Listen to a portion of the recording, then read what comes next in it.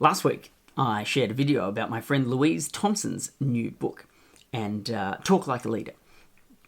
And what I wanted to do was share not a book review about it, but just take out a couple of lessons, things that I found interesting or useful or in some way relevant to me in the spaces that I like to play. And I had a lot of fun, and lots of people responded really well to it. So, hey, it's Friday. I thought I'd try and knock one out. A week later, maybe we could make this a thing. So here we are. Last night, I was reading a book by a friend of mine. I found a few useful things, and I thought that I would share them with you today. And the book is, drumroll please, Lead the Room by my friend Shane Hatton. The first thing I want to say about this book is actually more generally about Shane and everything that he does, and it's this idea of quality. I reckon if I'd gone to high school with Shane, and when you're doing the high school yearbook and you're leaving school and they ask you that question, who is the most likely to succeed? I reckon if I'd gone to high school with Shane, he is the person I would have put at the top of that list. Everything he does just reeks of quality.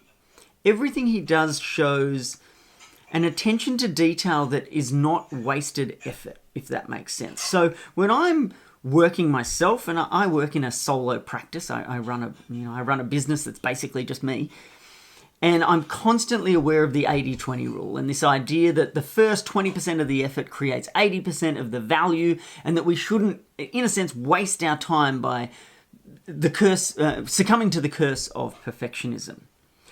And Shane has this amazing ability, I think, to break the boundaries of the Pareto principle, the 80-20 rule, and the curse of perfectionism. And he somehow finds not a balance between them, but a space outside them both.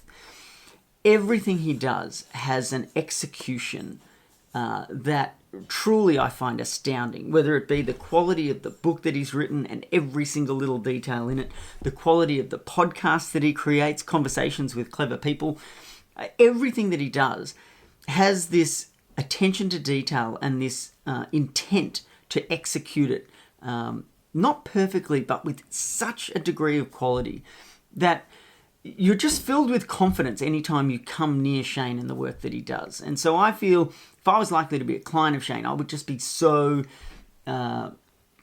inspired, made confident by the fact that everything he does has this quality to it.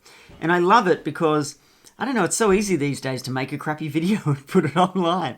It's so easy to knock out a blog post and put it online. It's so easy to just churn out a bit of work and send it out there because there were so many tools to make it quick and easy for us to do that. And I love the fact that Shane doesn't do things quick and easy. Maybe he's able to do them quickly, and maybe he's able to do it easily. I don't know. I don't look over his shoulder the whole time. But he delivers to a level of execution and a level of quality that I find utterly inspiring. It's awesome. The second thing I love about this book is that it's really practical. So I think a lot of the times when people dispense advice, they give it in this kind of general sense. And Shane, whilst painting a big picture and giving us a really great overview of how to lead the room, right? Which is a book about communication, a book about leadership. It's kind of a book about being a better person, I guess. But not only does he give us a big overview, he gives us lots of practical steps that we can take, lots of practical questions we can answer, lots of practical exercises we can dive into, so that rather than just exploring the big idea, we actually get to make progress by following the bouncing ball. So I love that he's gone to the effort of creating a path for us to follow rather than kind of forcing us to forge our own way. And one last thing that Shane does really well, that I think a lot of people could stand to practice, I guess, and learn to get better at, is the use of metaphor or analogy as a means of communication. So, analogy, when you use it to communicate, which is like, I'll try to think of an analogy for an analogy. Using an analogy to communicate is like using a map to show the territory. What we're doing is using existing understanding in the brain, existing neural connections, if you like, existing experience and knowledge as a way to illuminate a new area. And I don't reckon there's any faster way to educate someone in a new space than to locate the perfect, or at least a good analogy or a good metaphor for what it is they're trying to learn, and tying it back to something that they already know and understand.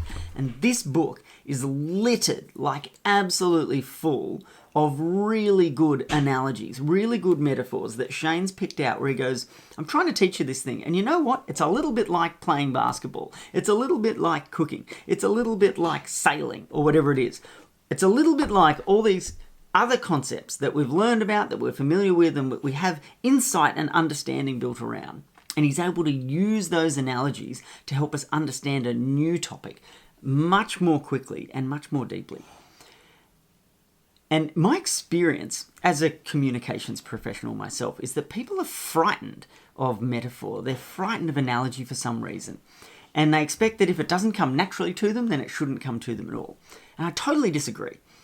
And so what I'd love you to do, if you're thinking, maybe there's an opportunity for me to become a better leader or become a better communicator here because I don't use analogy that often. What I'd like you to do as a simple first step is just switch on your awareness, noticing metaphor and noticing analogy, either when other people use them or when they get coded through language. The English language is absolutely full of metaphor and analogy. And I think the more we become aware of it, the more we become able to utilize it and put it in service of our goals as leaders of other people and helping other people to understand the complexity of things that we've got a grasp on. So, Mr. Hatton, my friend, I love this book. There's a million things I could have said about it, but there's 3 for you to go home with. Thanks, everybody. Maybe I'll see you again in a week. Ciao.